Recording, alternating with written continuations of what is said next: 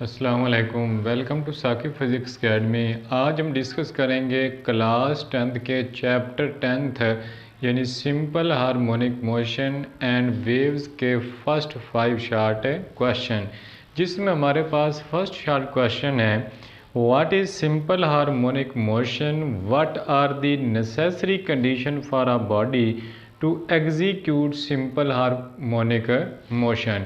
यानी simple harmonic motion की definition क्या है और उसको परफॉर्म करने के लिए किन किन शराइत का होना ज़रूरी है। तो यहाँ पर मेरे पास फर्स्ट क्वेश्चन का आंसर लिखा हुआ है सिंपल हार्मोनिक मोशन की डेफिनेशन। यहाँ पर दो पॉइंट्स मैंने हाईलाइट किए हैं, डिस्प्लेसमेंट एंड एक्सेलरेशन। यानी displacement is directly proportional to acceleration and third point always directed toward mean position, और वो हमेशा किस तरफ हो, मीन पोजीशन की तरफ होगा। तो इस तरह की मोशन को हम किसका नाम देते हैं, सिंपल हार्मोनिक मोशन का। यानी displacement is directly proportional to the acceleration and always directed toward the mean position is called simple harmonic motion. आगे कंडीशन लिखी है मैंने, 4 स्टेप्स लिखे हैं, लॉन्ग भी ये आ जाता है इसलिए। First condition, in vibrating body present inertia.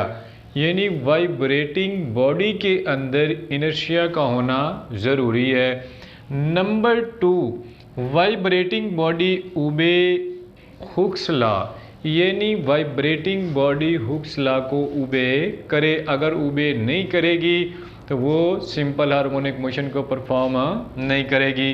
Vibrating body frictional less, यानी जो बॉडी वाइब्रेट कर रही है उसका बेफ्रिक्शन होना ज़रूरी है। और number 4, in vibrating body restoring force present. यानी वाइब्रेटिंग फोर्स के अंदर रिस्टोरिंग फोर्स का होना, वाइब्रेटिंग जिस्म के अंदर रिस्टोरिंग फोर्स का होना, मौजूद होना लाजमी है। तो ये हमारे पास फर्स्ट क्वेश्चन है था।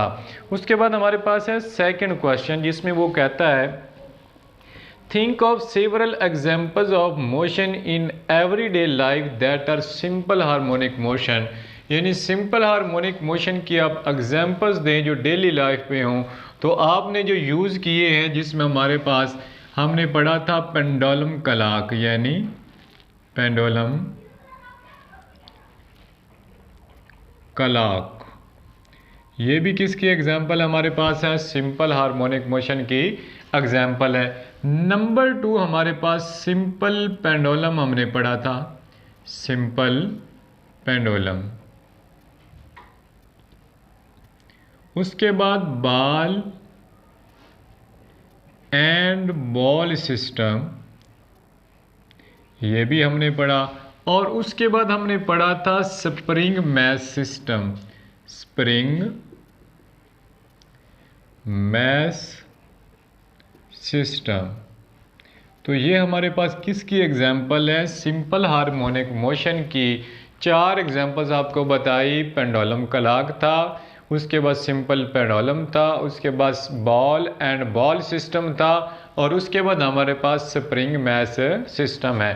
नंबर 3 क्वेश्चन हमारे पास है what are damped oscillation, how damped progressively reduce the amplitude of oscillation.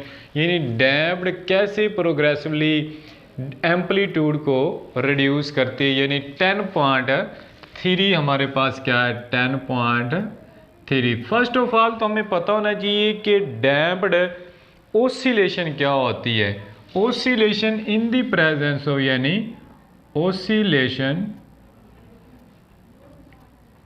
in the presence of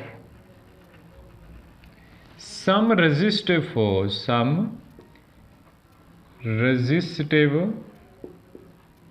force is called damped oscillation। यानी किसी मुज़ामती फोर्स की मौजूदगी में जो ओसिलेशन होगी उसे हम किसका नाम देते हैं, डैम्प्ड ओसिलेशन का। आगे वो कहता है वक्त के साथ साथ कैसे एम्पलीट्यूड रिड्यूस हो जाता है प्रोग्रेसिवली। तो एक्सप्लेनेशन में हम लिखेंगे, यानी एक्सप्लेनेशन, वो कहते हैं friction reduce the mechanical energy of body with passage of time, with passage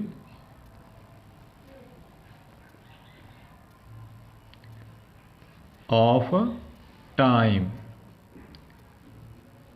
This process progressively reduce the amplitude of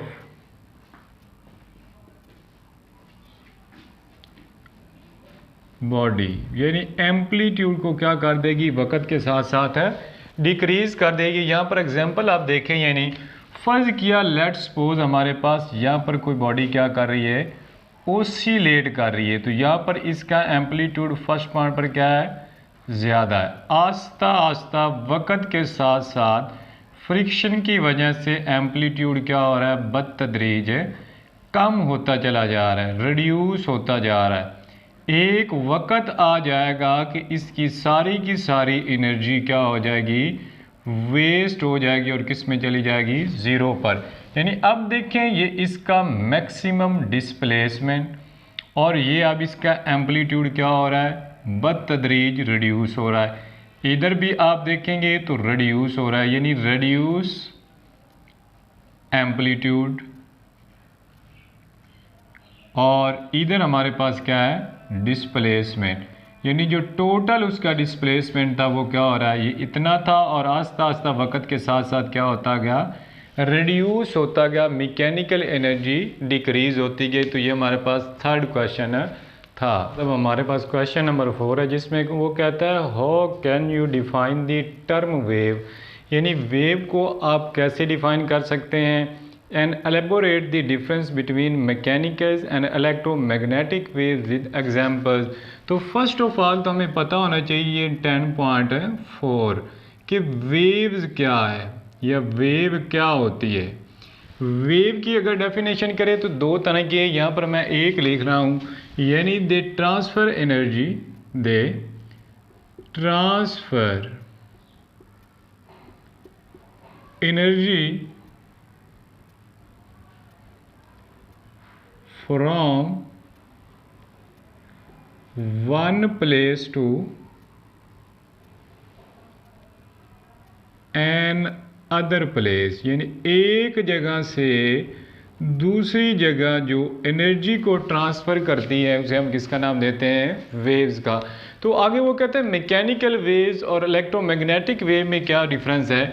तो यहाँ पर मैं बात करता हूँ मैकेनिकल वेव्स, यानी मैकेनिकल वेव्स।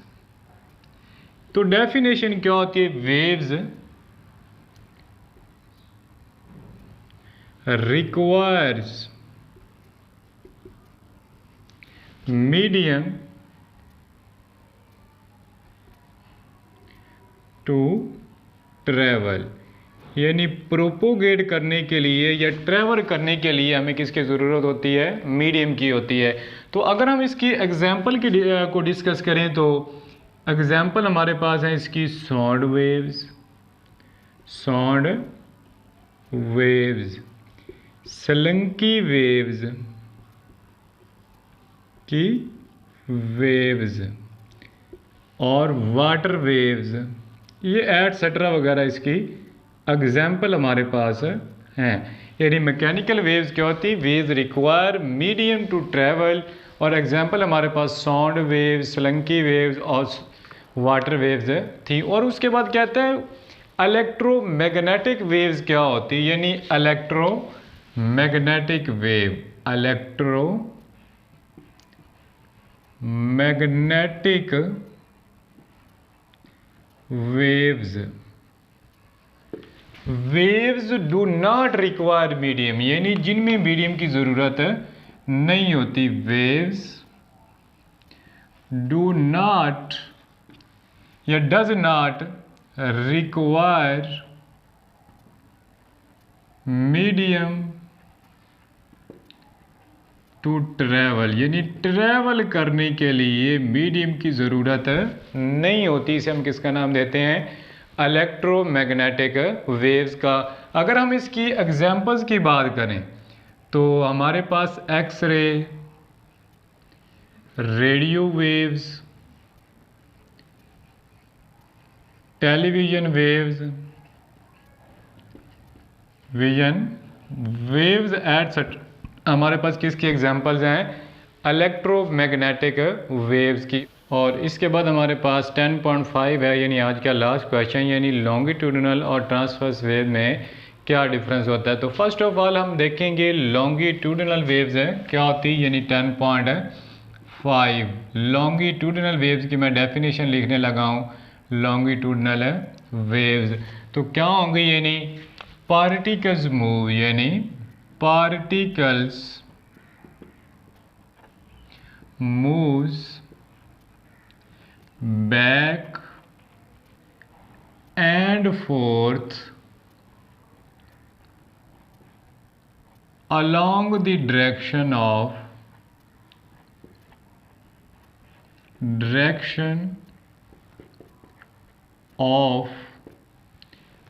ट्रैवल वेव, यानी जिस डायरेक्शन में वेव ट्रैवल कर रही है उस डायरेक्शन में पार्टिकल्स क्या करते हैं? मूव करते हैं बैक एंड फोर्थ, आगे पीछे, यानी the particles move back and fourth along the direction of travelling of waves is called longitudinal waves. तो लॉन्गिट्यूडिनल वेव्स की हम अगर बात करें तो हमारे पास साउंड वेव्स जो होती है, साउंड वेव्स, वो हमारे पास क्या है? Longitudinal waves. और सेकंड हम बात करेंगे ट्रांसवर्स वेव्स क्या होती हैं। तो इसमें हम देखेंगे द पार्टिकल या vibratory motion perpendicular to the, यानी vibratory motion perpendicular to the